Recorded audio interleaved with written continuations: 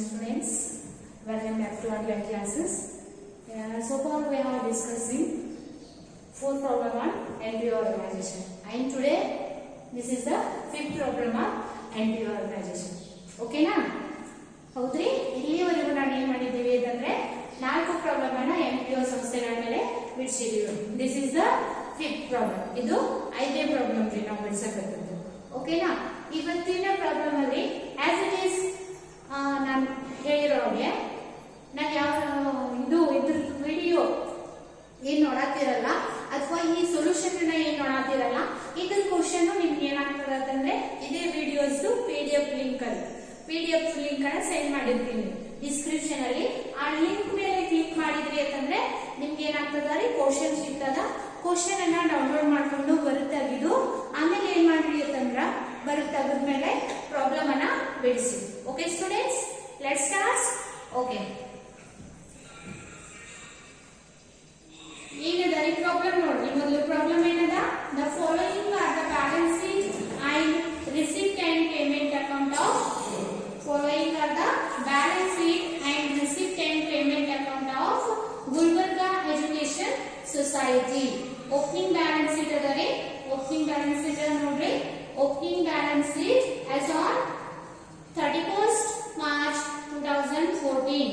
Asset side alli nodri enada modlu cash at bank 22,000, books 25,000, then furniture 30,000, buildings 50,000, outstanding subscription 500. Okay na? Then liability side alli bandaga, liability side alli yav ರೀತಿ ಇರುತ್ತೆ ಅಂದ್ರೆ outstanding salary 5,000, then building fund 50,000, then capital fund 72,500. Both side of total 1,27,500, 1,27,500. Okay, ಇನ್ನೇನ್ ಮಾಡಾರೆ, receipt and payment account ಅನ್ನ ಕೊಟ್ಟಿದ್ದಾರೆ. Receipt and payment account ಅಲ್ಲಿ ನೋಡ್ರಿ, ಮೊದಲು receipt side ಅಲ್ಲಿ ಬ್ಯಾಲೆನ್ಸ್ ಬಿಡಿ.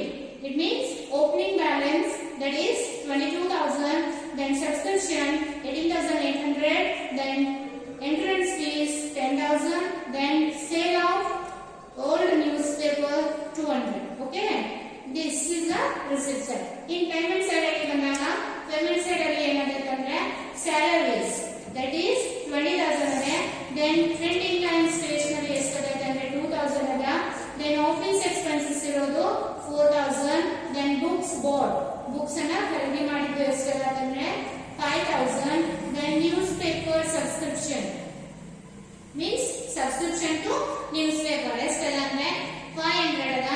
ಅದಾದ್ಮೇಲೆ replacement expenses ಇದೆ 600, then email charges 200, then balance sheet means closing cash balance 18,700, both side of total 51,000. Okay na?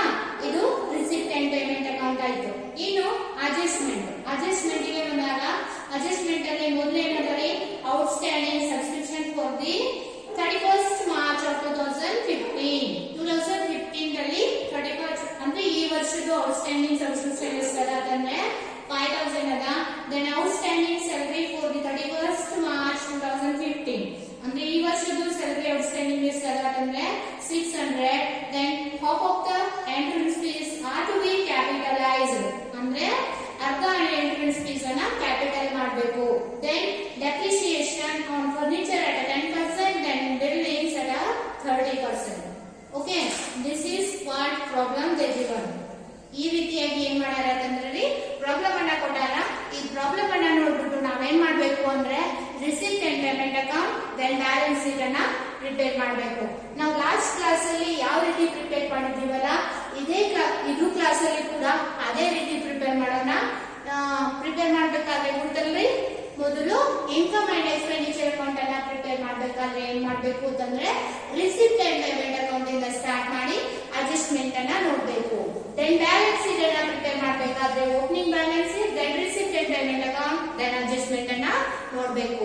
ಈ ರೀತಿಯಾಗಿ ನೀವು ಬಿಡಿಸಿದ್ರಿ ಅಂತಂದ್ರೆ ನಿಮ್ಗೆ ಯಾವುದೇ ರೀತಿ ಪ್ರಾಬ್ಲಮ್ ಅಲ್ಲಿ ಇರ್ತಕ್ಕಂಥ ಐಟಮ್ಸ್ ಗಳು ಉಳಿಯೋ ಸಾಧ್ಯತೆ ಇರೋದಿಲ್ಲ. ಸೊ ಅದಕ್ಕೋಸ್ಕರ ನಾನು ಒಂದು ಮೆಥಡ್ ಏನ್ ಹೇಳಿದ್ದೀನಲ್ಲ ಅದೇ ಮೆಥಡ್ ಅಲ್ಲಿ ಆದಷ್ಟು ಎಲ್ಲ ಸ್ಟೂಡೆಂಟ್ಸ್ ಏನ್ ಮಾಡಿದ್ರಿ ಅಂತಂದ್ರೆ ಫಾಲೋ ಮಾಡ್ರಿ. ಓಕೆನಾ? ಇವಾಗ ಆಸ್ ಇಟ್ ಈಸ್ ನಾನು ಹೇಳಿರೋ ಹಾಗೆ income and expenditure account for the year ended 31st March of 2015. Okay. Receipt and payment account ಅಲ್ಲಿ ನೋಡ್ರಿ, ಮೊದಲು ರಿಸಿಪ್ಟ್ ಸೈಡ್ ಅಲ್ಲಿ ಓಪನಿಂಗ್ ಬ್ಯಾಲೆನ್ಸ್ ಶೀಟ್ ಅಂತೂ ಬರೋದಿಲ್ಲ. ದೆನ್ ನಾವೇನ್ ತಗೋಬೇಕು ಅಂತಂದ್ರೆ ಸಬ್ಸ್ಕ್ರಿಪ್ಷನ್. ಸಬ್ಸ್ಕ್ರಿಪ್ಷನ್ ಎಷ್ಟಿದೆ ನೋಡ್ರಿ, ಸಬ್ಸ್ಕ್ರಿಪ್ಷನ್ ಯಾವ ಸೈಡ್ ಬರ್ತದ, by subscription. Income side by subscription. Subscription ಎಷ್ಟದ, ಸಬ್ಸ್ಕ್ರಿಪ್ಷನ್ ಇರೋದು 18,800. ಇದಕ್ಕೆ ಅಡ್ಜಸ್ಟ್ಮೆಂಟ್ ಏನಾದ್ರು ಐತ್ರಿ? ಎಸ್, ಫಸ್ಟ್ ಒನ್ ಅಡ್ಜಸ್ಟ್ಮೆಂಟ್ ಅದ 18,800 ಇನ್ನರ್ ಕಾಲಮ್ ಅಲ್ಲಿ ತಗೋರಿ. ದೆನ್ ದಿಸ್ ಇಯರ್ ಅಡ್ಜಸ್ಟ್ಮೆಂಟ್ ಗೆ ನೋಡ್ರಿ ಔಟ್ಸ್ಟ್ಯಾಂಡಿಂಗ್ ಅದ. ದೆನ್ ಕರೆಂಟ್ ಇಯರ್ ಔಟ್ಸ್ಟ್ಯಾಂಡಿಂಗ್ ಅನ್ನು ಏನ್ ಮಾಡ್ಬೇಕ್ರಿ, ಆಡ್ ಕರೆಂಟ್ ಇಯರ್ ಔಟ್ಸ್ಟ್ಯಾಂಡಿಂಗ್ ಅಥವಾ ಔಟ್ಸ್ಟ್ಯಾಂಡಿಂಗ್ ಕರೆಂಟ್ ಇಯರ್ ತಗೊಂಡ್ರು ನಡೀತದ. ಎಷ್ಟದ ಅಂದ್ರೆ 5,000. ಓಕೆ. ದೆನ್ ನೆಕ್ಸ್ಟ್ ಇದು ರಿಲೇಟೆಡ್ ಅಡ್ಜಸ್ಟ್ಮೆಂಟ್ ಓಪನಿಂಗ್ ಬ್ಯಾಲೆನ್ಸ್ ಅಲ್ಲಿ ಏನಾದ್ರೂ ಕೊಟ್ಟಾರೆ ನೋಡ್ಬೇಕು. ಓಕೆನಾ? ಓಪನಿಂಗ್ ಬ್ಯಾಲೆನ್ಸ್ ಅಲ್ಲಿ ನೋಡ್ರಿ ಕ್ಯಾಶ್. ಓಕೆ. ಲಾಸ್ಟ್ ಅಲ್ಲಿ ಅದ ನೋಡ್ರಿ outstanding subscription. Last year outstanding ಅನ್ನು ಏನ್ ಮಾಡ್ಬೇಕ್ರಿ, ಲೆಸ್ ಔಟ್ಸ್ಟ್ಯಾಂಡಿಂಗ್ ಲಾಸ್ಟ್ ಇಯರ್ ಎಷ್ಟಿದೆ ನೋಡ್ರಿ, last year outstanding opening balance sheet ಅಲ್ಲಿ ದಟ್ ಈಸ್ 500. ಎಷ್ಟೈತೆ ನೋಡ್ರಿ, 23,800 minus 500 23,300. ನೋಡ್ರಿ ಕರೆಕ್ಟ್ ಆಗ್ತದ. 18,800. Then add 5,000 for that, less 500. ಎಷ್ಟದ? Yes, it's correct. 23,300 ಆಯ್ತು. Then next ನೋಡ್ರಿ, ನೆಕ್ಸ್ಟ್ ಏನದ, ಎಂಟ್ರನ್ಸ್ ಫೀಸ್. ಎಂಟ್ರನ್ಸ್ ಫೀಸ್ ಅನ್ನ ಏನು ಅಡ್ಜಸ್ಟ್ಮೆಂಟ್ ಅಲ್ಲಿ ಏನಾದ್ರು ಕೊಟ್ಟಾರ ನೋಡ್ರಿ, ಅಡ್ಜಸ್ಟ್ಮೆಂಟ್ ಅಲ್ಲಿ ಎಸ್ ಥರ್ಡ್ ಒನ್ ಅಡ್ಜಸ್ಟ್ಮೆಂಟ್ ಅದ ನೋಡ್ರಿ. Half of the entrance fees are to be capitalise. ಅಂದ್ರೆ ಅರ್ಧ ಕ್ಯಾಪಿಟಲೈಸ್ ಮಾಡಬೇಕು, ರಿಮೈನಿಂಗ್ ಅರ್ಧ ಏನ್ ಮಾಡ್ಬೇಕ್ರಿ, ರೆವಿನ್ಯೂ ಅಂತ ಕನ್ಸಿಡರ್ ಮಾಡಬೇಕು. ಎಂಟ್ರನ್ಸ್ ಫೀಸ್ ಎಷ್ಟಿದೆ, 10,000 ಅದ.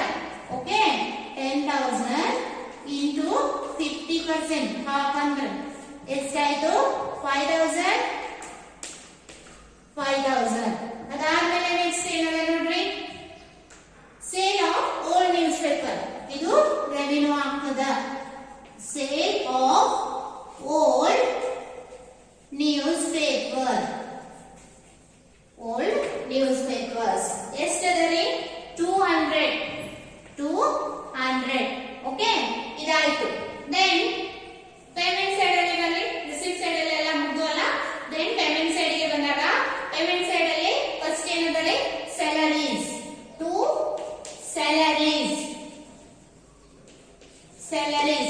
ಎಷ್ಟದ ರೀ, ಸ್ಯಾಲರೀಸ್ ಅಮೌಂಟ್ ಎಷ್ಟದ, 20,000.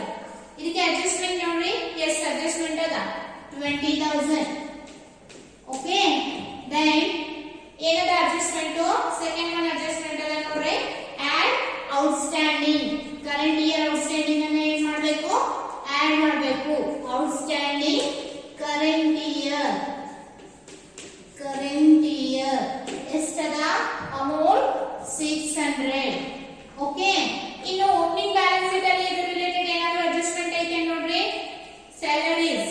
ಲಯಬಿಲಿಟಿ ಸೈಡ್ ಅಲ್ಲಿ ಔಟ್ಸ್ಟ್ಯಾಂಡಿಂಗ್ ಸ್ಯಾಲರಿ ಇದೆ ನೋಡ್ರಿ, ಲೆಸ್ ಮಾಡಬೇಕು. ಲಾಸ್ಟ್ ಇಯರ್ ಔಟ್ಸ್ಟ್ಯಾಂಡಿಂಗ್ ಅನ್ನ ಏನ್ ಮಾಡಬೇಕು, ಔಟ್ಸ್ಟ್ಯಾಂಡಿಂಗ್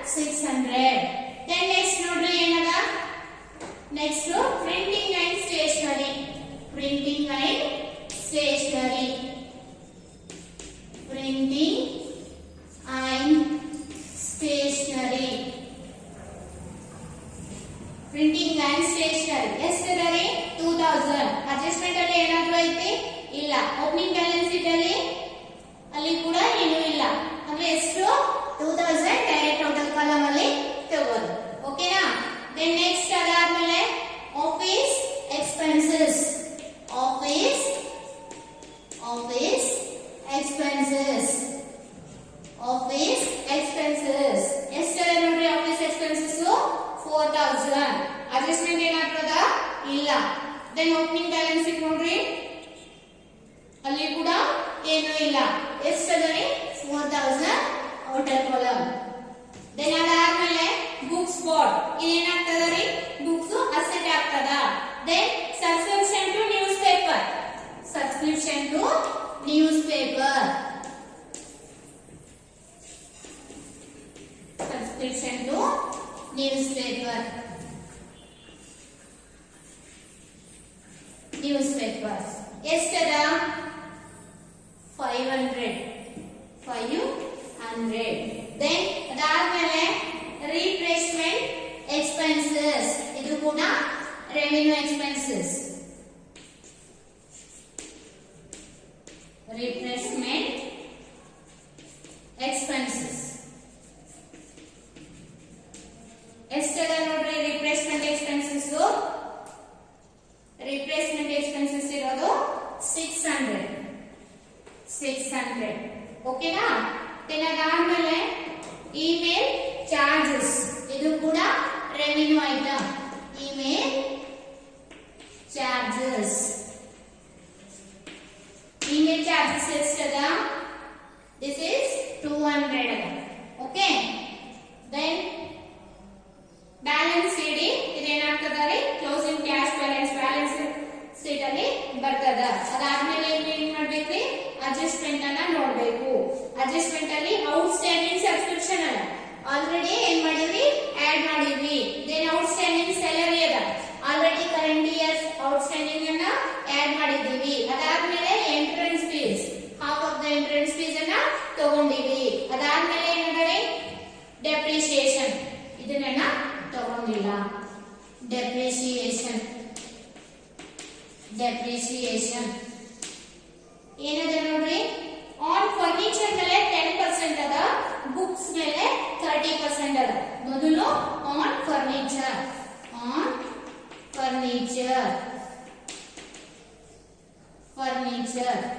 ಓಕೆ. ನಾವಿಲ್ಲಿ ಫರ್ನಿಚರ್ ಮೇಲೆ ಅಥವಾ ಯಾವುದೇ ಒಂದು ಅಸೆಟ್ ಮೇಲೆ ಡೆಪ್ರಿಸಿಯೇಷನ್ ತೆಗಿಬೇಕಾದ್ರೆ ಮೊದಲು ಓಪನಿಂಗ್ ಬ್ಯಾಲೆನ್ಸ್ ಶೀಟ್ ಅಲ್ಲಿ ಕೊಟ್ಟಿದ್ರು ಅಂತಂದ್ರೆ ಅದ್ರ ಮೇಲೆ ತೆಗಿಬೇಕು. ಅದಾದ್ಮೇಲೆ ಇನ್ಕಮ್ ಅಂಡ್ ಎಕ್ಸ್ಪೆಂಡಿಚರ್ ಅಲ್ಲಿ ಕೊಟ್ಟಿದ್ರು ಅಂತಂದ್ರೆ ಅದ್ರ ಮೇಲೆ ತೆಗಿಬೇಕು. ಓಕೆನಾ? ಇಲ್ಲಿ ನೋಡ್ರಿ, ನಾವ್ ಯಾವಾಗ್ಲೂ ಫಸ್ಟ್ ಏಪ್ರಿಲ್ಗೆ ಖರೀದಿ ಮಾಡಿದ್ದೀವಿ ಅಂತಂದ್ರೆ ಅವಾಗ ಏನಾಗ್ತದ, 1 ವರ್ಷದಾಗ್ತದ. ಅದೇ ನಾವೇನಾದ್ರೂ 31st ಆಫ್ ಸೆಪ್ಟೆಂಬರ್ ಖರೀದಿ ಮಾಡಿದ್ದೀವಿ ಅಂದ್ರೆ 6 ಮಂತ್ ಆಗ್ತದ. ಈ ರೀತಿ ಏನಾದ್ರೂ ಡೇಟ್ ಕೊಟ್ಟಿದ್ರು ಅಂತಂದ್ರ ಯಾವಾಗ ಖರೀದಿ ಮಾಡಿರ್ತಾರಲ್ಲ ಅವಾಗಿಂದ ನಾವೇನ್ ಮಾಡ್ಬೇಕ್ರಿ, ಡೆಪ್ರಿಸಿಯೇಷನ್ ಅನ್ನ ತೆಗಿಬೇಕು. ನಾನು ಇದನ್ನ ಆಲ್ರೆಡಿ ನಿಮ್ಗೆ ಹೇಳಿದೀನಿ. ಓಕೆನಾ? ಓಕೆ. ಇಲ್ಲಿ ಓಪನಿಂಗ್ ಬ್ಯಾಲೆನ್ಸ್ ಶೀಟ್ ಅಲ್ಲಿ ಕೊಟ್ಟಾರೆ ನೋಡ್ರಿ, ಫರ್ನಿಚರ್ ಓಪನಿಂಗ್ ಬ್ಯಾಲೆನ್ಸ್ ಶೀಟ್ ಅಲ್ಲಿ ಅದ. ಎಷ್ಟದ ರೀ, 30,000 ಮೇಲೆ ಎಷ್ಟು ಪರ್ಸೆಂಟೇಜ್ ಅದ, 10%. ಎಷ್ಟಾಗ್ತದ ನೋಡ್ರಿ, 30,000 ಮೇಲೆ 10% ಅಂದ್ರೆ ಎಷ್ಟಾಯ್ತು, 3,000 ಆಯ್ತು. ಓಕೆ, 3,000 ಆಯ್ತು. ದೆನ್ ಈ ವರ್ಷ ಏನಾದ್ರೂ ಫರ್ನಿಚರ್ ಅನ್ನ ಖರೀದಿ ಮಾಡಿದ್ರಿ, ರಿಸಿಪ್ಟ್ ಅಂಡ್ ಪೇಮೆಂಟ್ ಅಕೌಂಟ್ ಅಲ್ಲಿ ನೋಡ್ರಿ, ಪ್ರಿಂಟಿಂಗ್ ಏನಿದ್ರು, ಆಫೀಸ್ ಎಕ್ಸ್ಪೆನ್ಸಸ್, ಬುಕ್ಸ್ ಬಾಟ್ ಅದ, ಆಮೇಲೆ news paper, replacement, email charges ಇಲ್ಲ. ಈ ವರ್ಷ ಖರೀದಿ ಮಾಡಿಲ್ಲ ಅಂದ್ರೆ ಇದನ್ನ ಡೈರೆಕ್ಟ್ 3,000 ತಗೋರಿ. ಓಕೆ. ಇನ್ನು ಅದಾದ್ಮೇಲೆ ಇನ್ನೊಂದು ಏನದ ರೀ, on bill books,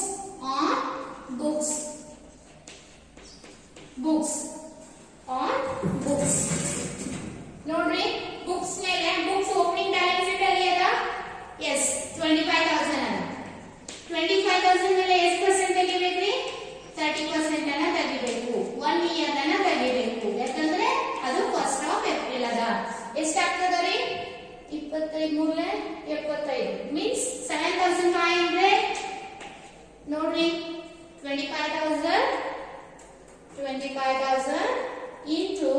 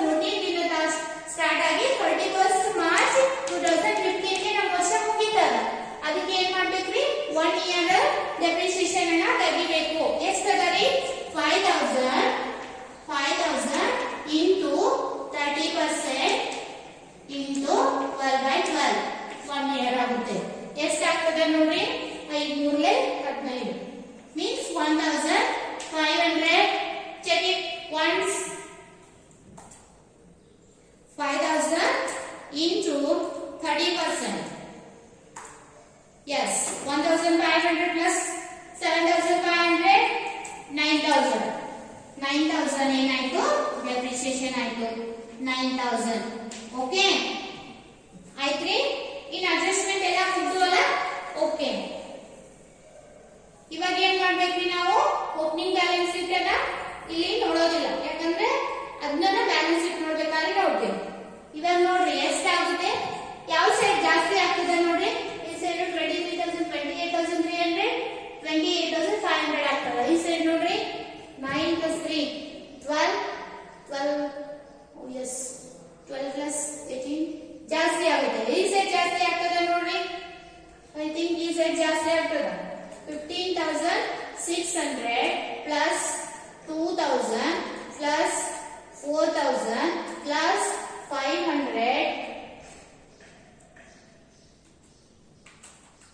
500 plus 600 plus 200 plus 3000 plus 9000 ಎಷ್ಟಾಯ್ತು ಎಸ್ 34900 ಆಗ್ತದ ಆ ಸೈಡ್ 28000 ಸಮಥಿಂಗ್ ಆಗ್ತದ ಅಂದ್ರೆ ಈ ಸೈಡ್ ಜಾಸ್ತಿ ಆಗ್ತದ 44900 ಎಸ್ 44900 ಡೆಫಿಸಿಟ್ ಎಷ್ಟು ಬರ್ತದ ನೋಡ್ರಿ ಯಾಕಂದ್ರೆ ಈ ಸೈಡ್ ಜಾಸ್ತಿ ಆಗ್ಯದ ಡೆಫಿಸಿಟ್ ಎಷ್ಟು ಬರ್ತದ minus 23300 minus 5000 then 200 ಎಷ್ಟಾಯ್ತ್ರಿ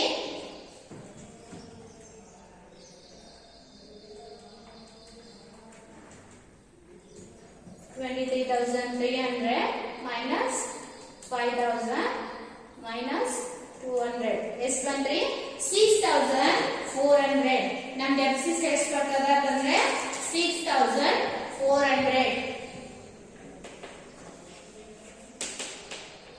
deficit balancing figure ಎಷ್ಟು ಬರ್ತದ ಅಂದ್ರೆ 6400 ಇದು ಕ್ಲಿಯರ್ ತಿಳಿತದೆ ಎಲ್ರಿಗೂ ಓಕೆ ಇನ್ನೇನ್ ಮಾಡೋಣ ಅಂತಂದ್ರೆ ಬ್ಯಾಲೆನ್ಸ್ ಶೀಟ್ ಅನ್ನ ಬಿಡಿಸೋಣ ಈ ಡೆಫಿಸಿಟ್ ಅನ್ನ ಏನ್ ಮಾಡ್ಬೇಕ್ರಿ ಕ್ಯಾಪಿಟಲ್ ಪಾಯಿಂಟ್ ಇಂದ ಲೆಸ್ ಮಾಡಿ ತೋರಿಸಬೇಕು ಸರ್ಪ್ಲಸ್ ಅನ್ನ ಆಡ್ ಮಾಡ್ತಿದ್ದೀವಿ ಡೆಫಿಸಿಟ್ ಅನ್ನ ಏನ್ ಮಾಡಬೇಕು ಲೆಸ್ ಮಾಡಿ ತೋರಿಸಬೇಕು ಓಕೆ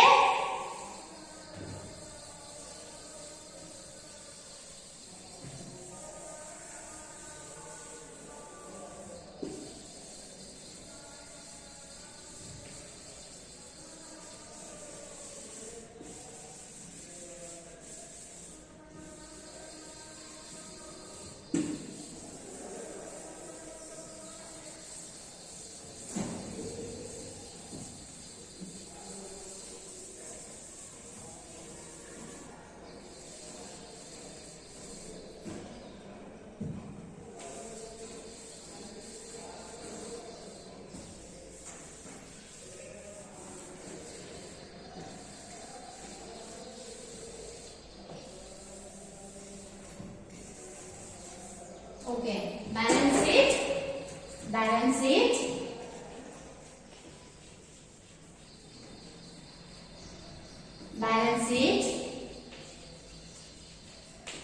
as at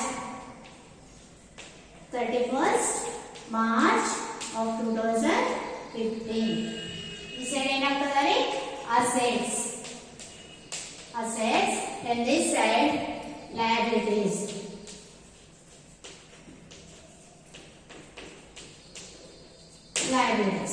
ಓಕೆ ನೋಡ್ರಿ ನಾವೇನ್ ಮಾಡ್ಬೇಕ್ರಿ ಓಪನಿಂಗ್ ಬ್ಯಾಲೆನ್ಸ್ ಶೀಟ್ ಇಂದ ಬರಬೇಕು ಪ್ರಾಬ್ಲಮ್ ಅಲ್ಲಿ ಓಪನಿಂಗ್ ಬ್ಯಾಲೆನ್ಸ್ ಶೀಟ್ ಇಂದ then receipt and payment account then ಇದು ಅಡ್ಜಸ್ಟ್ಮೆಂಟ್ ಓಕೆನಾ ಓಪನಿಂಗ್ ಬ್ಯಾಲೆನ್ಸ್ ಶೀಟ್ ಇಂದ ಬರೋಣ ಓಪನಿಂಗ್ ಬ್ಯಾಲೆನ್ಸ್ ಶೀಟ್ ಅಲ್ಲಿ ಅಸೆಟ್ಸ್ ಸೈಡ್ ನೋಡ್ರಿ ಏನಿದೆ ಕ್ಯಾಶ್ ಅಂಡ್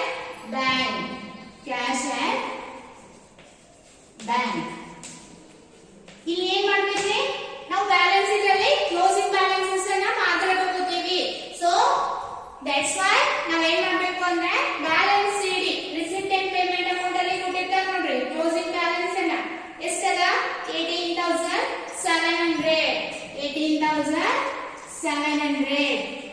ಓಕೆ ದೆನ್ ಅದಾದ್ಮೇಲೆ ಏನು ಬರೀ ಬುಕ್ಸ್ ಅಲ್ಲ ಬುಕ್ಸ್ ಎಷ್ಟದ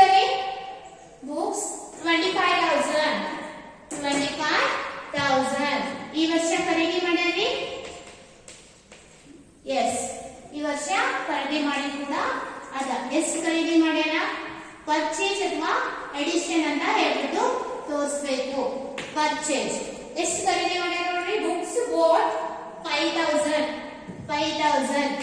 ಈ 5000 ಅನ್ನ ಆಡ್ ಮಾಡಬೇಕು ದೆನ್ ಡೆಪ್ರಿಸಿಯೇಷನ್ ಅನ್ನ ಲೆಸ್ ಮಾಡಬೇಕು ಲೆಸ್ ಡೆಪ್ರಿಸಿಯೇಷನ್ ಅನ್ನ ಆಲ್ರೆಡಿ ಕ್ಯಾಲ್ಕುಲೇಟ್ ಮಾಡಿದೀವಲ್ಲ ಇನ್ಕಮ್ ಅಂಡ್ ಎಕ್ಸ್ಪೆಂಡಿಚರ್ ಅಕೌಂಟ್ ಅಲ್ಲಿ ಎಷ್ಟು ಬಂದಿತ್ತು 7500 plus 1500 9000 ಓಕೆ ಎಷ್ಟಾಯ್ತು ನೋಡ್ರಿ 30 minus 9 ಅಂದ್ರೆ 21000 ನೋಡ್ರಿ ಚೆಕ್ ಮಾಡಿ ಒಂದ್ಸಲಿ 25,000 add 5,000 minus 9,000 ಎಷ್ಟಾಯ್ತು 21,000 then ಅದಾದ್ಮೇಲೆ ಏನದ ನೋಡ್ರಿ ಫರ್ನಿಚರ್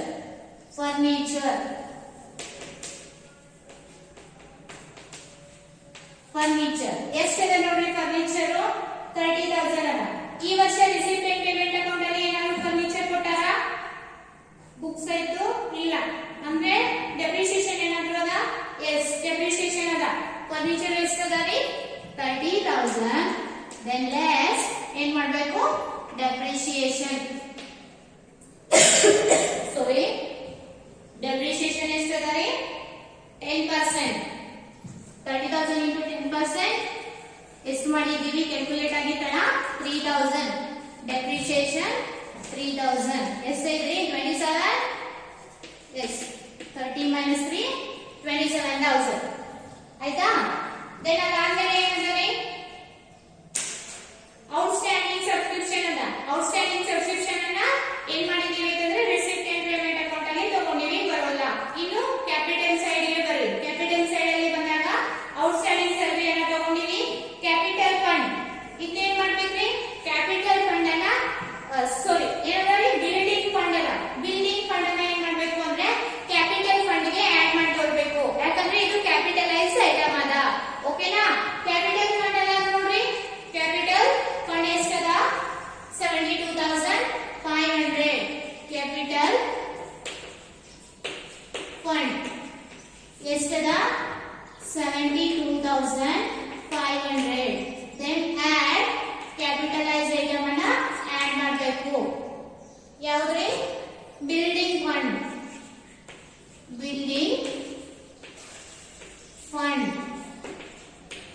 ಎಷ್ಟದ ಬಿಲ್ಡಿಂಗ್ ಫಂಡ್ 50,000 ಓಕೆ ಅದಾದ್ಮೇಲೆ ಮತ್ತೆ ನೋಡ್ರಿ ಕ್ಯಾಪಿಟಲೈಸ್ ಅಡ್ಜಸ್ಟ್ಮೆಂಟ್ ಅಲ್ಲಿ ಕೊಟ್ಟಿರ್ತಾರೆ ನೋಡ್ರಿ ಯಾವ ಕ್ಯಾಪಿಟಲ್ ಮಾಡ್ರಿ ಅಂತ ಹೇಳ್ಬಿಟ್ಟು ಸಬ್ಸ್ಕ್ರಿಪ್ಷನ್ ಔಟ್ಸ್ಟ್ಯಾಂಡಿಂಗ್ ಆಯ್ತು ಔಟ್ಸ್ಟ್ಯಾಂಡಿಂಗ್ ಸೆಲ್ರಿ ಆಯ್ತು half of the entrance fees ಅಂದ್ರೆ ಎಂಟ್ರೆನ್ಸ್ ಫೀಸ್ ಅನ್ನ ತಗೋಬೇಕು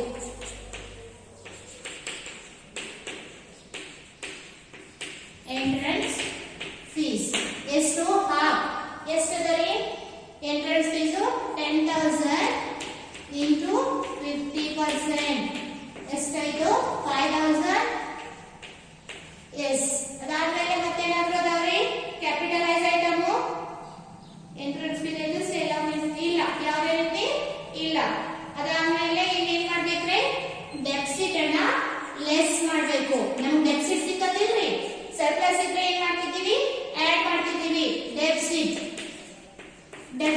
ಎಷ್ಟು ಬಂದಿದ್ರಿ 6,400 ಬಂದಿತ್ತಲ್ಲ ಎಸ್ ಇವಾಗ ನೋಡ್ರಿ ಎಷ್ಟಾಗುತ್ತೆ ಬ್ಯಾಲೆನ್ಸ್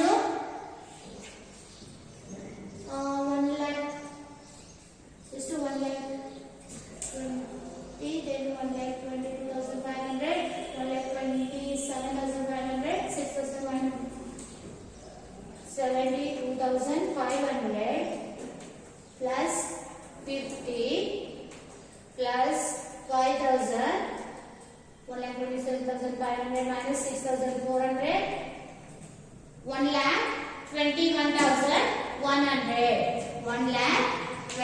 1,21,100 ಓಕೆ ಅದಾದ್ಮೇಲೆ ನೋಡ್ರಿ ಮತ್ತೆ ಓಪನಿಂಗ್ ಬ್ಯಾಲೆನ್ಸ್ ಶೀಟ್ ಅಲ್ಲಿ ಕ್ಯಾಪಿಟಲ್ ಫಂಡ್ ಆಯ್ತು ಮುಗಿತಲ್ಲ ಇನ್ ರಿಸಿಪ್ಟ್ ಅಂಡ್ ಪೇಮೆಂಟ್ ಅಕೌಂಟ್ ಬರಬೇಕು ರಿಸಿಪ್ಟ್ ಅಂಡ್ ಪೇಮೆಂಟ್ ಅಕೌಂಟ್ ಬಂದಾಗ ಓಪನಿಂಗ್ ಬ್ಯಾಲೆನ್ಸ್ ಅನ್ನ ತಗೊಳ್ಳಂಗಿಲ್ಲ ಸಬ್ಸ್ಕ್ರಿಪ್ಷನ್ ಅನ್ನ already ತಗೊಂಡಿವಿ entrance fees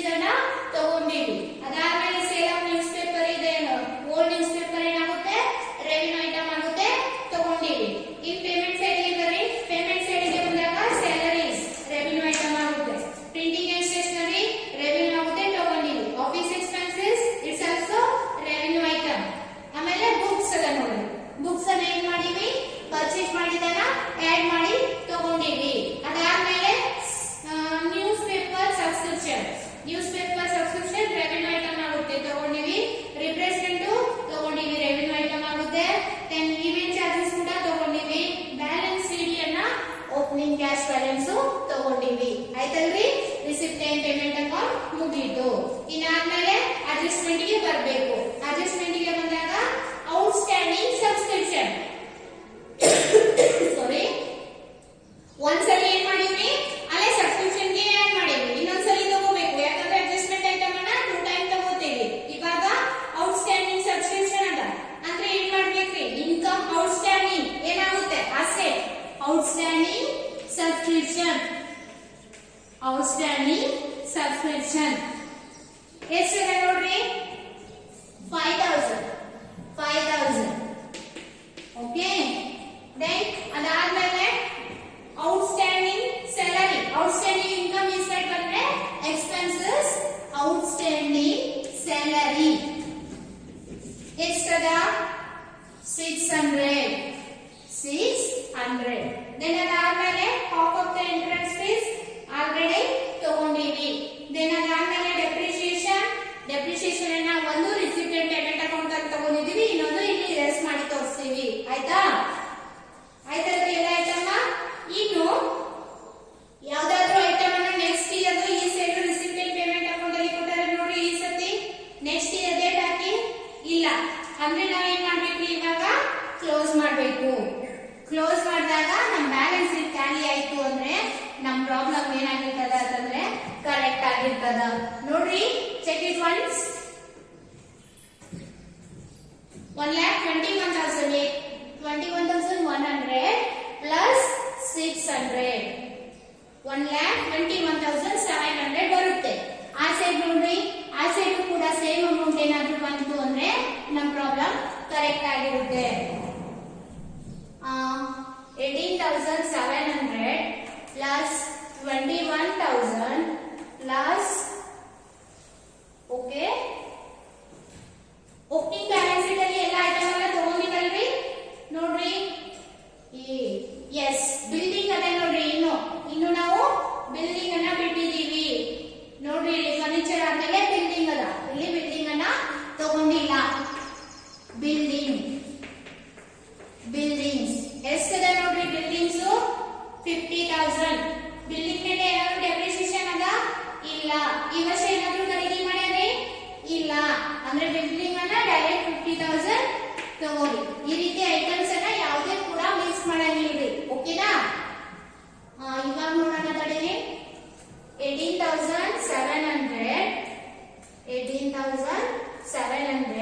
plus 21,000 plus 27,000 then again 5,000 then 50,000 ನೋಡ್ರಿ.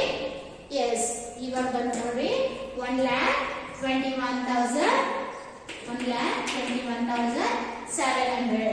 ಈ ರೀತಿಯಾಗಿ ನಮ್ಮ ಪ್ರಾಬ್ಲಮ್ ಏನಾದ್ರೂ ಟ್ಯಾಲಿ ಆಯ್ತು ಅಂತಂದ್ರೆ ಏನಾಗಿರ್ತದ ಅಂತಂದ್ರೆ ಪ್ರಾಬ್ಲಮ್ ಕರೆಕ್ಟ್ ಆಗಿರ್ತದ. Okay, this is how we calculate the problems on MTO organization.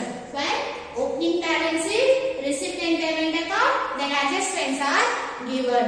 ಅಂದ್ರೆ ಯಾವಾಗ ಅಡ್ಜಸ್ಟ್ಮೆಂಟ್ ಮತ್ತು ಓಪನಿಂಗ್ ಬ್ಯಾಲೆನ್ಸ್ ಶೀಟ್ ಮತ್ತೆ ರಿಸಿಪ್ಟ್ ಅಂಡ್ ಪೇಮೆಂಟ್ ಅಕೌಂಟ್ ಅನ್ನ ಕೊಟ್ಟಿದಾಗ ಈ ರೀತಿಯಾಗಿ ನಾವ್ ಏನ್ ಮಾಡ್ತೀವಿ ಅಂತಂದ್ರೆ ಪ್ರಾಬ್ಲಮ್ ಅನ್ನ ಬಿಡಿಸ್ತೀವಿ. ಓಕೆ, ಈ ರೀತಿ ಇದು ಒಂದ್ ಮೆಥಡ್ ಆಯ್ತು. ಇನ್ನೂ ಒಂದ್ ಮೆಥಡ್ ಬರ್ತದೆ. ಅದು ಇನ್ನೂ ಒಂದ್ ಮೆಥಡ್ ಯಾವ ರೀತಿ ಅಂತಂದ್ರೆ ಓಪನಿಂಗ್ ಬ್ಯಾಲೆನ್ಸ್ ಶೀಟ್ ಅನ್ನ ಕೊಟ್ಟಿರೋದಿಲ್ಲ. ಅವ್ರು ನಿಮ್ಗೆ ಏನ್ ಮಾಡಿರ್ತಾರೆ ಅಂತಂದ್ರೆ ಬರೀ ರಿಸಿಪ್ಟ್ ಅಂಡ್ ಪೇಮೆಂಟ್ ಅಕೌಂಟ್ ಅನ್ನ ಕೊಟ್ಟಿರ್ತಾರೆ. Then opening balance sheet related ಏನ್ ಮಾಡಿರ್ತಾರೆ ಅಂತಂದ್ರೆ ಅಡ್ಜಸ್ಟ್ಮೆಂಟ್ ಅನ್ನ ಕೊಟ್ಟಿರ್ತಾರೆ. ಅದೇ ಮತ್ತೇನ್ ಮಾಡಿರ್ತಾರೆ ಅಂತಂದ್ರೆ ಈ ವರ್ಷದ ಅಡ್ಜಸ್ಟ್ಮೆಂಟ್ ಅನ್ನ ಕೊಟ್ಟಿರ್ತಾರೆ. ಓಕೆ, ನೀವು ಮೊದಲು ಏನ್ ಮಾಡ್ಬೇಕು ಅಂತಂದ್ರೆ opening balance sheet related adjustment ಅನ್ನ ತಗೊಂಡು ಓಪನಿಂಗ್ ಬ್ಯಾಲೆನ್ಸ್ ಶೀಟ್ ಅನ್ನ ಪ್ರಿಪೇರ್ ಮಾಡಬೇಕು. ದೆನ್ ಓಪನಿಂಗ್ ಬ್ಯಾಲೆನ್ಸ್ ಶೀಟ್ ಆದ್ಮೇಲೆ ಆಸ್ ಇಟ್ ಇಸ್ ನಾವ್ ಏನ್ ಮಾಡ್ತಿದೀವಲ್ರಿ opening balance sheet, receipt and payment account, then adjustment ಈ ರೀತಿ ಬಿಡಿಸ್ತಿದೀವಲ್ಲ ಆ ರೀತಿ ಬಿಡಿಸ್ಬೇಕು.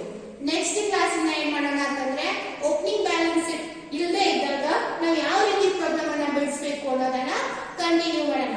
Okay students, I hope you all have understood this program. If you have any doubts or queries